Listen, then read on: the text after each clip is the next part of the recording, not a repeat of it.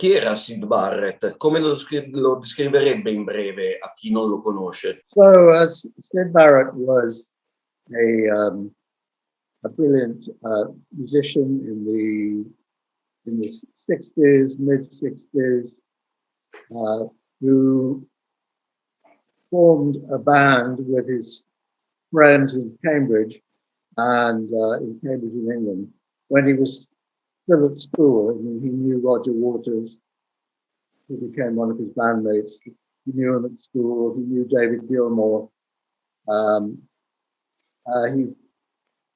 He formed a very early sort of blues band, playing American-style blues music with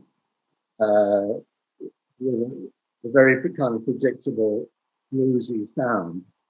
Very early stage that he recorded one or two with this embryo band when still at school,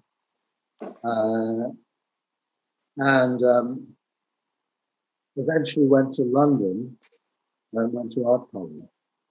At that point, when he got to London and art college, he and his friends began to get quite serious about music, and they all lived together as a group of musicians but also still at college, in a house in North London, where they would practice and play. And this was the formation, really, the formative period of Pink Floyd starting, 1965, very early time. They, developed. Syd was, if you were to describe the band, you would say that Syd Barret was the lead guitar player. He was the singer. He had all the best ideas. He wrote the music. He wrote the songs. And Roger Waters, and Richard Wright, and Nick Mason were the other members of the band. And there was also someone called Bob Close, who was also a member of the band. He was a very skillful blues guitar player, but he left in 1965 to continue at college. His parents wouldn't let him become a musician. And in a sense, Bob Close himself says in the documentary, that was the best thing for them, because Syd steered the music away from the blues-based music that was very similar to other rock and roll bands. And he started to go towards a much more experimental musicianship and songwriting. So in those early points, Syd was like the new, interesting, exciting young musician in the English music scene. Somebody very different from the Rolling Stones or the Beatles, who seemed a very exciting person to be around.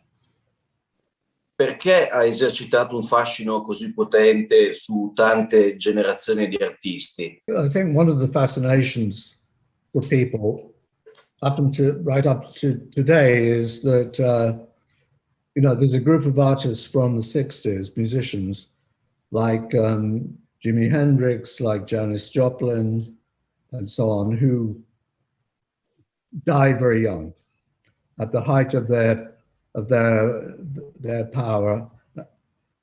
Syd did not die.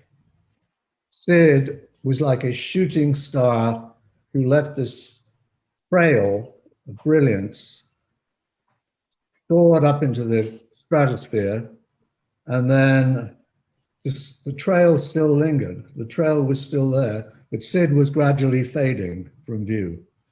And one of the most strongest sets that he left behind was of this genius musician who had kind of left behind an extraordinary body of work that he made and produced very quickly, very suddenly, Even in 1 year, the songs that he wrote for the first album, the first Pink Floyd album, Piper at the Gates of Dawn, the songs are such a mixture of sound and ideas, you know, from very simple song like Bike to a very flowing sound of a new kind of psychedelic sound, Astronome Domine, which is soaring and flowing. It's not at all like blues. It's nothing like blues. And when he played, there's some early music recordings of him playing live, where he would improvise on his guitar for 25 minutes, just more like jazz and electronic sounds being brought in. You know, he's really going out beyond the sort of acceptable form of music.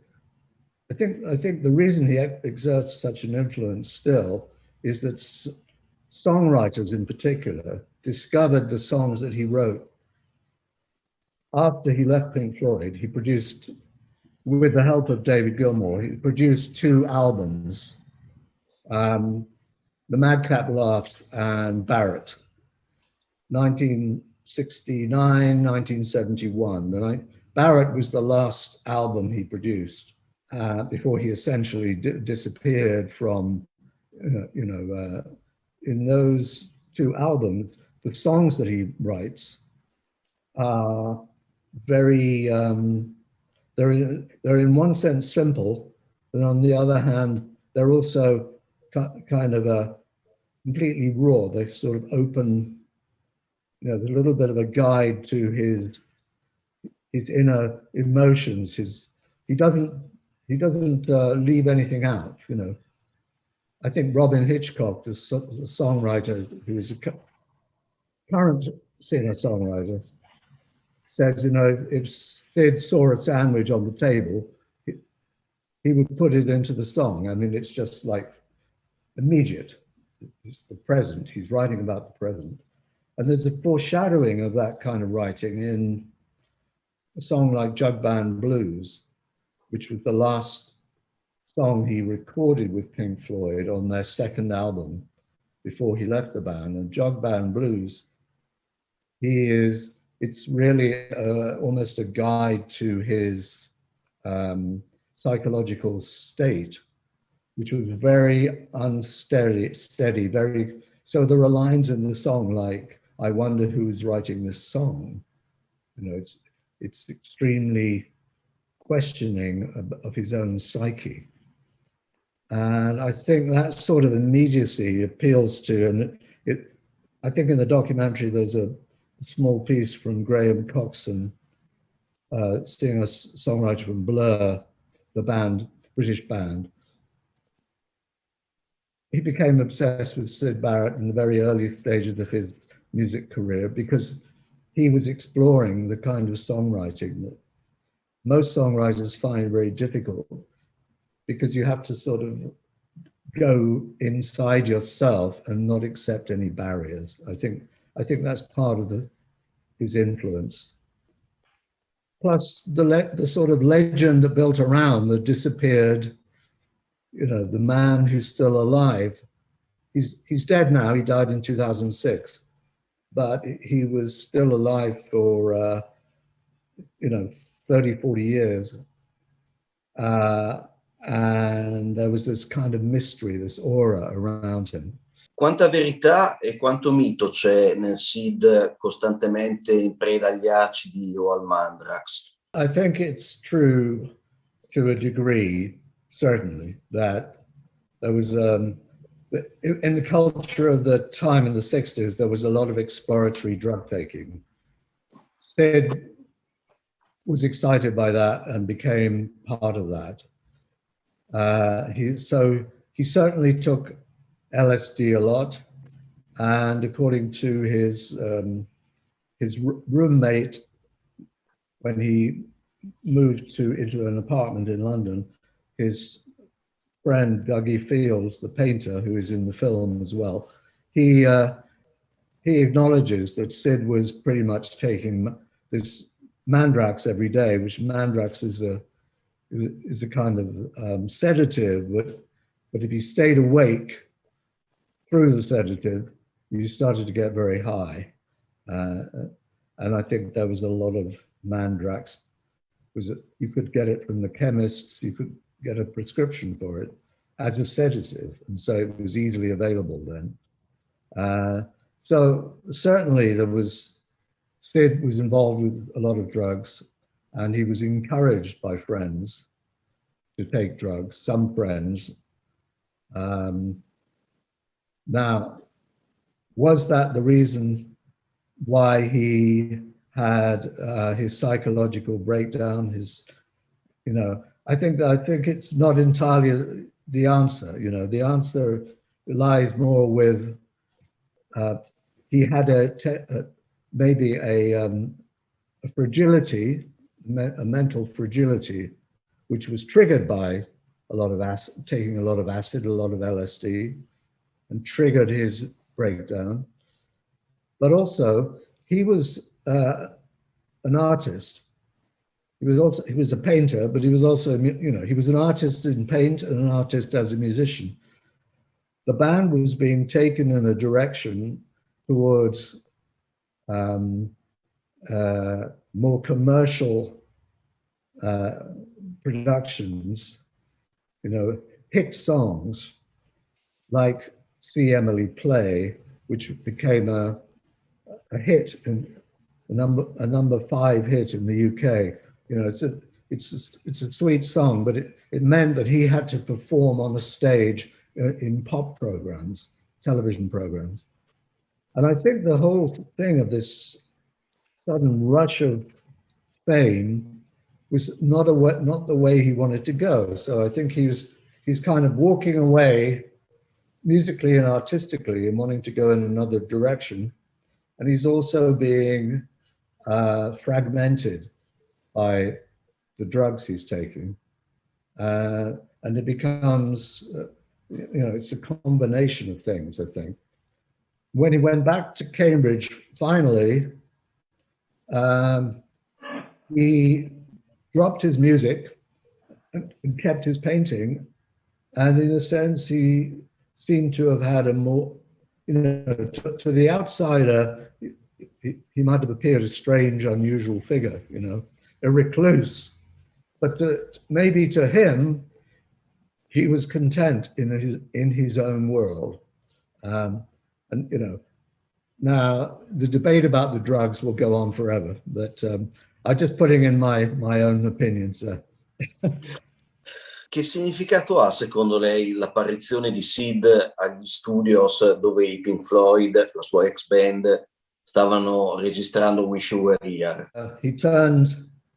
So they're recording the final mix of the song Shine On You Crazy Diamond, which is a masterwork of Pink Floyd in 1973. They're at Abbey Road Recording Studios. And as they listen to and play this final mix in the studio, somebody sees this figure sitting at the back who they don't recognize. And then when one of them does recognize that, my goodness, it is Syd, they become very upset by it because he seems to be very changed. He's shaved his eyebrows, he's quite heavy set, he's baldish. He looks about 10 or 15 years older, and he's behaving in a very strange sort of withdrawn way. And it obviously had a profound impact on them all. I don't believe that it was quite as coincidental as everyone likes to make out, you know, that this extraordinary turn of events where, you know, as if by magic, he knew that the recording was taking place. I mean, the thing about Syd was he's quite canny. He was always quite canny and quite knowledgeable about what was going on. He had the side of the story that doesn't get told that much was he had been attempting to record some material in '72, around, you know, not too long before, in Abbey Road. There's some recordings of his attempts at various kinds of guitar playing, guitar sounds. There's freeform stuff that his manager had encouraged him to do. So he knew, you know, he knew that Pink Floyd were around. He would be aware that they were recording. They were in the studio for months doing Wish You Were Here, the record. And I'm sure that somebody said to him, you know, amongst his friends, why don't you go along one day and see what they're up to? You know, he wasn't entirely disconnected, I don't think, at that point in '73. I mean, he had made Barrett in '71, so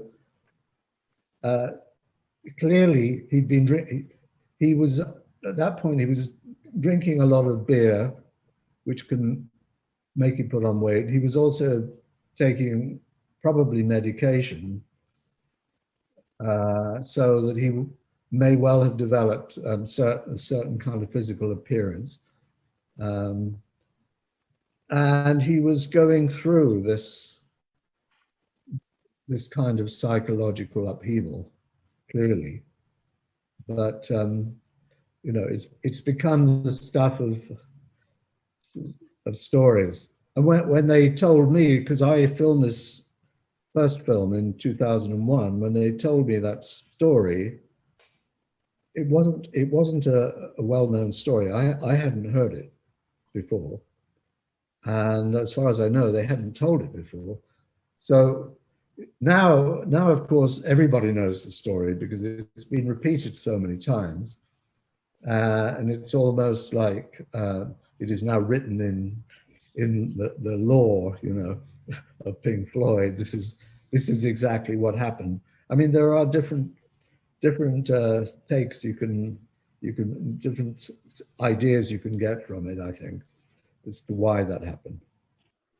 Come si è documentato per realizzare il documentario? There's a lot of film and a lot of photographs, still photographs, which I had to employ, obviously, a archive researcher, but also I became very close to Syd Barret's sister. In order to make the film, I needed to have the approval of his family. There's no possibility of me being able to make the film when Syd Barret was still alive without his family agreeing and me getting a sense of how Syd would feel about this. So during the course of it, it opened new possibilities. I was able to meet his first girlfriend, Libby, who is in the documentary. When I went to meet her, she essentially just gave me all her photo albums of when she was Syd's girlfriend in the teenage years. And they had all these pictures of them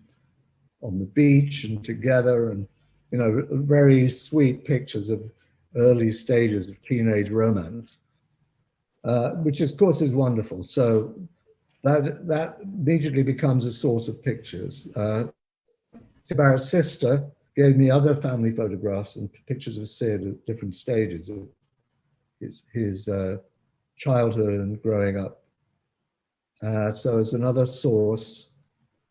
And then when we get into the filming side of it, one of the key people in the early stages of Pink Floyd was the man who owned the house that they all lived in London, who was also this, he was an architect, and he was a teacher, university teacher.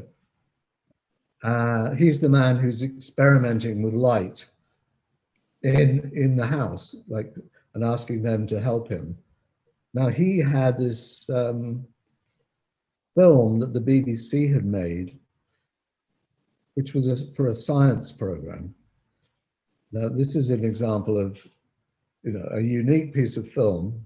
Syd, he's playing with the lights and getting an early version of the light show with lights and colored glass and so on. And the Pink Floyd are sitting behind playing music to the sound. Now that piece of film from the program, which was the science program, no longer existed at the BBC.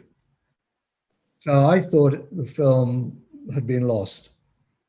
You know, they didn't keep everything because this is just a science program, you know, throw it out after a few weeks. The Mike Leonard, the man himself who was doing this, he told me, he said, I have a can of film. They made me a copy. You know, it's 16mm film. Here it is. And it was a copy which I eventually managed to copy and give to the BBC. I give it back to them. So it's, you know, you stumble across these stories, and this material will appear before your eyes as you follow on the very, very early recordings of Lucy Lee and King Bee, these more, you know, the more schoolboy recordings of like blues, their blues songs. I was handed a cassette by Bob Close, who was the guy who left the band. And he said, oh, I made a copy of one of the, we played it, you know, we did it in the house. We recorded this. So I was able to use a little bit of that sort of very early unformed sound from that. So the part of it was just coming across all these odd pieces of material along the way. And that's one of the nice things, I think, about the film, actually. You know, it had some very unusual footage that hadn't been seen. Now, of course, it's been used again and again, and everyone has seen most of this. But then it's 20 years ago, and it was still very fresh. I Pink Floyd di Syd Barret, ma del resto anche quelli senza Syd Barret, avevano un intrigante aspetto visivo. Da dove proveniva e come si realizzò la passione per i giochi con le luci? Well, I think the early stages began with this experiments with light and sound that were being done by their landlord, the man who owned the house they lived in when they were first in the band. And he had this setup where he had lenses and lights and colors, and he was playing around with doing this sort of what we would call kind of a psychedelic light show. There were no psychedelic light shows in 1966. You know, this was extremely early, and I think they are interested in that, developed from that. So if you move on into the 70s, when they put on these extraordinary shows, one of the most powerful things is the use of graphics and cartoons. So there's you get to the stage of the wall. It's the movie of the wall is pretty much all animation, but prior to the movie, when the wall was on stage, they would use these back projections of animation and cartoons with lights and sound and so on. and it had become a huge kind of multimedia event, essentially.